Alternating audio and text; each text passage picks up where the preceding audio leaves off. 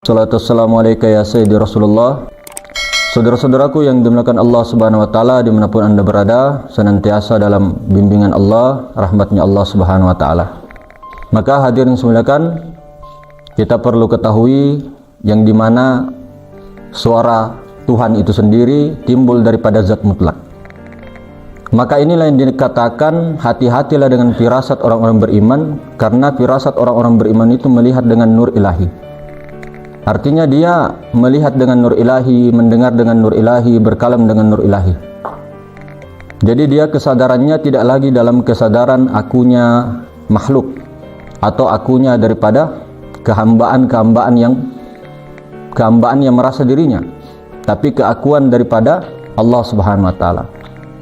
Yang dimana ketika dia berkalam dengan kalamnya Allah, ketika dia melihat dengan penglihatan Allah, ketika dia mendengar dengan pendengaran Allah, ketika dia berkuasa berkehendak dengan kuasa dan kehendak Allah, ketika dia tahu sesuatu dengan pengetahuan Allah, kemudian ketika dia dalam kehidupannya Allah Subhanahu wa taala.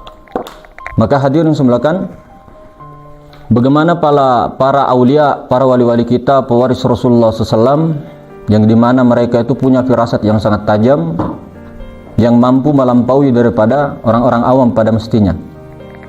Banyak memang para pelaku spiritual yang mengalami salik atau perjalanan spiritual itu mampu mengasah batinnya sehingga batinnya kuat, sehingga dia punya nurani yang tajam. Namun kita tahu nurani ini adalah Nur Muhammad. Nurani ini memang guru sejati.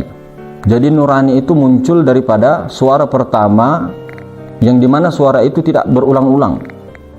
Namun itu adalah suara terkecil, dikiaskannya suara terkecil. Kenapa dikatakan suara terkecil? Karena kita itu kebanyakan menafikan suara itu, dan kita cenderung ikut daripada suara nafsu di dalam kolbu kita. Padahal seharusnya ketika kita ini ingin mencapai daripada ilham, atau mencapai daripada, kalau bahasa Jawanya, wahyu sejati, dia harus naik lagi mi'raj sampai kesadaran tertinggi, Sidratul Muntaha. Dia harus mengetahui kedudukan penempatan zat yang maha suci yang ada pada tiap diri masing-masing. Karena semua individu masing-masing, insan-insan yang ada, mazhar Allah Ta'ala yang ada itu semua mempunyai maha guru masing-masing. Maka itulah yang dipakai oleh para nabi, para rasul, para anbiya itu, kemudian para pewaris Rasulullah, wali-wali Allah Subhanahu wa taala, dalam menjalani kehidupannya. Tidak dengan serta-merta dengan suara nafsunya, mentang-mentang dia cuma duduk dengan pikirannya, dia mengandalkan pikirannya, dia mengandalkan perasaannya. Nah ini kalau mengandalkan pikiran dan perasaan itu nafsu, artinya nafsunya nafsu amarah, lawamah, kalau bukan sufiyah. Tapi orang-orang yang pewaris Rasulullah, yang sampai di tingkatan nuraniyah, ya, itu Nur Muhammad, itu nafsunya mutmainnah. Tapi ada lagi di atasnya. Ketika pikiran, perasaan, dan rasa mampu tenang, tidak dalam berpikir, tidak dalam berasa-rasa, tidak dalam menyangka-nyangka, nah, dia betul-betul meleburkan keakuannya, pikiran, perasaan, hatinya, rasanya, semuanya ke dalam zat mutlak. Tentunya terutama harus paham dulu yang mana zat mutlak itu.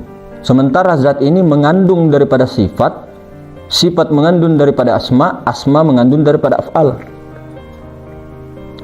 Maka barang siapa yang betul-betul mengetahui komponen daripada dirinya, wujudnya, ya, tubuh, hati, nyawa, dan rahasia, maka dia akan mengetahui semesta. Artinya semesta itu terdiri daripada tubuh, hati, nyawa, dan rahasia. Nah di sini terdiri daripada zat, sifat, asma, dan af'al. Di luar semesta besar, zat, sifat, asma, dan af'al. Namun sebenarnya hakikinya semesta besar itulah semesta kecil sebenarnya. Justru yang semesta besar itu kita.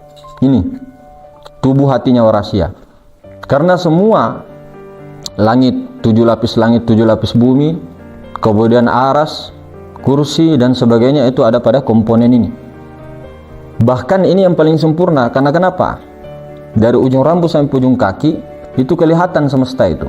Makanya kalau ada semisal ilmu yang mampu tembus tembus melihat daripada keutuhan semesta ini, daripada unsur api, angin, air, tanah, itu mirip manusia Pak berdiri. Jadi alam semesta ini mirip batang tubuh ini. Makanya dikatakan alam semesta itu adalah af'al Allah. Maka alam semesta itu sama dengan batang tubuh. Batang tubuh itu adalah af'al Allah. Jadi ketika dia bergerak dan diam, bergerak, diam, di situ af'al Allah. Maka itulah yang dikiaskan, dikiaskan ketika sudah mi'raj kepada zat. Artinya zat itu harus menyaksikan af'al Allah lagi kembali. Itulah wa asyhadu anna Muhammad Rasulullah. Ketika dia tarkinai asyhadu an la ilaha illallah sampai ke zat, kemudian dia penyaksiannya tanazzul wa asyhadu anna Muhammad Rasulullah. Itulah naik turunnya napas. Naik turun dia, naik turun. Naik dia bersaksi asyhadu an la ilaha illallah, turun dia wa asyhadu anna Muhammad Rasulullah. Jadi memang seseorang itu, siapapun orangnya, apapun keyakinannya, tidak bisa lepas daripada dua kalimat syahadat. Bahkan kita tahu dari ujung rambut sampai ujung kaki ini bertubuh Muhammad. Bahkan kita tahu nama-nama Allah semua ada di sini. Makanya kita betul-betul harus meleburkan diri kepada zat itu. Kemudian zat ini mempunyai Rabbul Izzati, artinya pencipta daripada zat. Aslinya memang semuanya tunggal, esa dalam satu wujudnya. Jadi memang af'al Allah itu bukan Allah, alam semesta itu bukan Allah, tapi alam semesta itu bagian daripada Allah juga. Tapi jangan katakan alam semesta itu Allah, karena alam semesta itu bayangan, muhaddas. Bayangan dari apa? Bayangan daripada sifat. Sifat itu wujud. Sifat itu Nur Muhammad Ahmad. Kemudian sifat ini tajalli daripada zatnya. Maka yang dikatakan Khaliq itu adalah zat mutlak. Kemudian yang dikatakan makhluk itu ketika dia sudah bertajalli, zatnya itu sudah bertajalli, itu dikatakan makhluk. Makanya dikatakan segala sesuatu yang nampak seperti di dunia kita ini, di alam syahadah ini tangan kita tampak, wajah kita tampak, itu memang semua muhaddas, semua baharu. Tapi jangan berhenti di situ pandangan kita. Jadi yang baharu ini, yang bayangan ini memang baharu makhluk, tapi daripadanya juga. Maka kalau kita urut, coba urut tanah, air, angin, api, Nur Muhammad, Nurullah, zat, baru ke Rabbul Izzati. Jadi tidak heran memang mengatakan, memang ulama kita, guru-guru kita dari martabat ahadiyah, wahda, wahidiyah, malakut, misal ajasam insan, itu memang Allah Ta'ala. Allah Ta'ala. Makanya dikatakan Allah Ta'ala itu zahir batin. Batinnya yang bernama Allah, Ta'ala yang namanya zahirnya. Maka sebenarnya kunci dari segala itu adalah memang penyaksian daripada syahadat itu, terutama syahadat tunggal. Baru ketika sudah begitu melebur ke situ, menjadikan keakuannya Allah, bukan mengaku Allah, tapi mengakui hak Allah, sehingga Allah Ta'ala lah yang ada, yang wujud sebenarnya hakikatnya. Baru disitulah ketika sudah mesra seterus menerusnya, maka konsisten di situ, maka firasatnya akan tajam. Jadi dia bukan berprasangka, beda prasangka, beda firasat. Kalau prasangka itu timbul daripada tajallinya daripada sir ke nur sudah tajalli kepada ruhani. Kemudian ke kolbu itu banyak tersimpan sifat-sifat nafsu ananiyah, sifat-sifat kemakhlukan. Makanya di Thariqah Naqsabandiyah Khalidiyah yang dihantam dengan zikir Allah sampai hancur itu kita punya sesembahan itu yang dalam hati kita. Kita mungkin tahu masalah ma'rifat, tahu ya, diberitahukan secara hakikatnya, tahu ketunggalan, tapi ketika prakteknya di lapangan kita ini masih belajar hadirin. Maka sering-seringlah melebur kepada sir. Jadi tahapnya itu adalah meleburkan diri kepada Rasulullah, fana kepada Rasulullah naik lagi kepada zat Allah tidak lain daripada akuannya diri sebenar-benar diri. Maka setelah itu barulah turun penyaksiannya ke af'al. Mesrakan terus itu, jangan pernah berhenti. Tapi semua apa penyebabnya? Ketika kita ini kok sering lupa, kenapa kita kok ini sering lupa dalam kesadaran? Kita terlena dengan kemakhlukan. Makanya untuk kita-kita yang baru belajar, musyahadahkan kepada Rasulullah, fana di Rasulullah, yang ada akunya Rasulullah lebur lagi kepada akuannya Allah. Bukan hanya kita fana dalam, oh saya sudah fanain. Enggak, bukan kalam, tapi keyakinan, isbatul yakin. Makanya kata orang tua kita, kalau sudah kamu tusuk ke dalam, terus, jangan mundur. Nah, itulah keyakinan, isbatul yakin namanya. Kamalul yakin, kesempurnaan keyakinan. Itu baru orang Islam. Tapi kalau Islam KTP banyak. Kita juga ngomong istighfar. Istighfar itu kan lafaz. Astagfirullahaladzim. Istighfar mak, istighfar pak, istighfar bu, istighfar nak. Disuruh istighfar, astagfirullahaladzim. Itu bukan istighfar. Itu lafaz istighfar. Tapi kalau istighfar itu adalah perbuatannya, prakteknya. Bagaimana cara mengembalikan itu? Mengembalikan keakuan makhluk itu kepada keakuannya Allah. Itulah artinya istighfar. Itu artinya taubat. Sama dengan zikir. Allah la ilaha illallah. Allahu Allah ah. Itu lafaz zikir. Nah, tapi kalau zikirnya, itu baru yang dikatakan mengingat, sadar. Maka ala bizikrillahi tatmainnul qulub. Ingatlah hanya dengan sadar Allah di situ. Ingatlah hanya dengan sadar Allah, hati akan jadi tenang. Ingatlah hanya dengan mengingat Allah, hati akan jadi tenang. Tamsilannya di situ sadar Allah. Sadar Allah. Setelah sadar baru diduduki keakuan itu. Duduk di situ. Jangan cuma diperhatikan. Itu tahap. Tahapnya itu diperhatikan, dimusyahadahkan, baru duduk di situ. Kalau sudah duduk, diam. Jangan banyak cerita, jangan mau pengakuan. Jangan mau kita ego pintar, mau dikatakan makrifat lah, mau dikatakan orang hakikat lah, mau dikatakan, tidak perlu pengakuan seperti itu, hadirin. Bagaimana kita fokus kepada diri kita, cepat-cepat melebur. Bagaimana penyaksian itu supaya duduk di fana, hilang keakuan makhluk. Tapi itu tentu tidak gampang ya, tidak gampang. Kita semua belajar. Tidak ada hasil tanpa perjuangan kundur iradah Allah. Yang penting dalam berjuang, dalam bermusyahadah, dalam menuju ke fana, kudrah iradah Allah, bukan kita. Makanya dikatakan subhanallazi asra bi 'abdihi lailan minal masjidil haram wa masjidil aqsa. Maha suci Allah yang telah memperjalankan hambanya. Siapa hambanya? Rasulullah. Kalau kita yang berjalan, habis kita pak. Kalau kita yang merasa berjalan, kita yang merasa sholat, kita yang merasa berzikir, kita yang merasa berniat, nah, habis kita. Tidak ada sholat. La yasulus sholata illa bima'rifatillah. Makanya dikatakan, kenapa ini saya sudah sholat tapi masih ada perbuatan keji dan mungkar? Itu belum sholat. Makanya dikatakan, inna sholata tanha anil fahsya'i wal munkar. Sungguhnya sholat itu pasti mencegah perbuatan keji dan mungkar. Perbuatan keji itu apa? Perbuatan yang melanggar syariat. Mungkar itu adalah keakuan diri kita, meskipun kelihatannya baik, tapi kita mengaku itu mungkar. Nah, makanya ada amar ma'ruf nahi mungkar, mengajak kepada ma'ruf, mencegah daripada yang mungkar. Mungkar itu yang ananiyah, pengakuan diri. Maka kalau kita belum begitu, berarti kita belum sholat, tidak ada sholat. Kalau orang mendirikan sholat banyak, sampai hitam kita punya jidat, sampai ribuan rakaat banyak, tapi sholatnya mana? Nah, sholat itu adalah pertemuan. Nah, disitulah pertemuan. Kalau tidak bertemu, bukan sholat namanya, tapi mendirikan sholat, gerakan sholat, mulai daripada takbir, ruku, sujud, duduk, itu gerakan sholat, bukan sholat. Kalau sholatnya itu tidak kelihatan. As-sholatu mi'rajul mu'minin. Sholat adalah mi'rajnya orang beriman, pertemuan. Jadi kalau tidak bertemu Allah ketika sholat, bukan sholat namanya, tapi nanti jadinya senam pagi.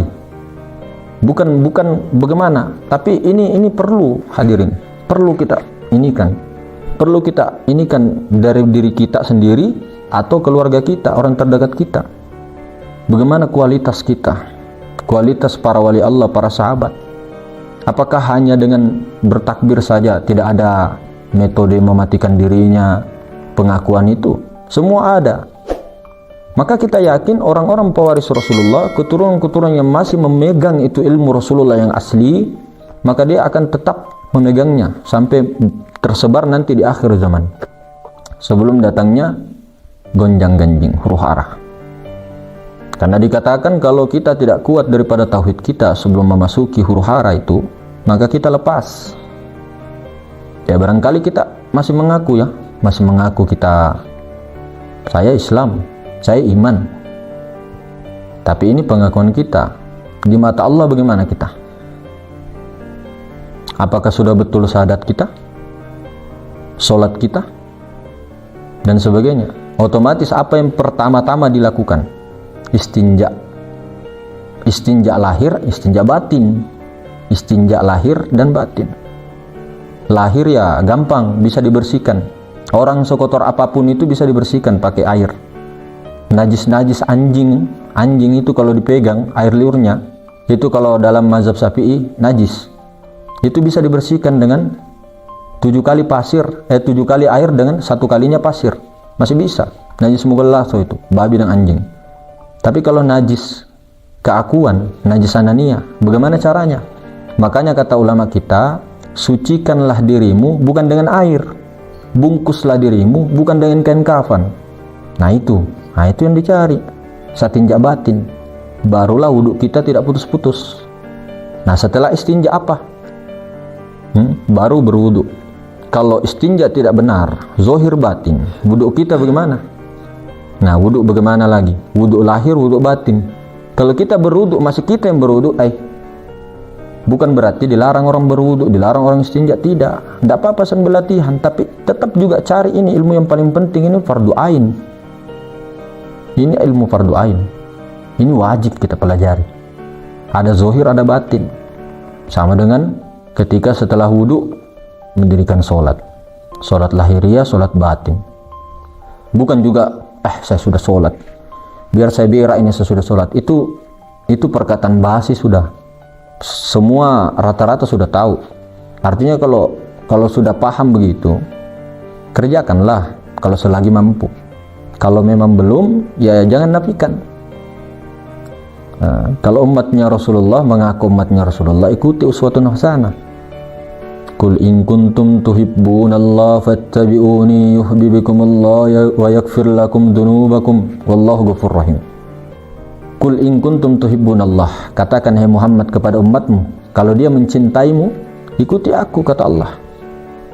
Yuhibbukumullah, niscaya Allah akan mencintaimu. Wa yaghfir lakum dzunubakum, Allah mengampuni dosa-dosamu. Wallahu ghafurur rahim, Allah Maha Pengampun. Nah, itu baru umat Rasulullah itu. Tapi kalau Rasulullah hanya diikuti dengan zohirnya saja, sia-sia nantinya. Kita sholat mulai daripada balik, kita naik haji bahkan tiap tahun sampai ada gelar hajinya. Tapi kalau tidak ikut Rasulullah secara batin, bagaimana mau diterima? Bukan berarti kita merasa diterima, tidak. Tapi kerjakanlah yang zohirnya, ikutilah Rasulullah secara zohir batin. Bukan hanya dengan pakaiannya, bukan hanya dengan sunnah-sunnah yang bernampak saja, tidak. Nah begitu saudara-saudara, makanya guru-guru kita, para wali-wali dulu, itu pastinya batin dulu baru zohirnya. Namun ketika sudah terlanjur sekarang, dua-duanya dikerja. Dua-duanya kita latihan, zohirnya tidak ditinggal, meskipun kita masih salah-salah, tapi ada niat untuk memperbaiki batin. Batinnya juga begitu, zohirnya juga begitu, dua-duanya kita pegang. Nah, maka itu tadi kunci-kuncinya sudah ada. Perbanyaklah daripada tahap-tahap, ya. Pelajarilah sifat ma'ani ma'nawiyah, kemudian kembalikanlah sifat-sifat itu, sadarilah, rasakanlah, leburlah ke situ. Baru itulah yang dikatakan hamba. Itu yang dikatakan insan kamil. Tapi bukan kita hamba, bukan kita insan kamil. Bukan mengaku, tapi mengaku, melebur ke situ. Jadi begitulah hadirin sekalian, yang mudah-mudahan dipahamkan Allah sama-sama semuanya. Lebih dan kurangnya mohon pamit undur diri. Assalamualaikum warahmatullahi taala wabarakatuh.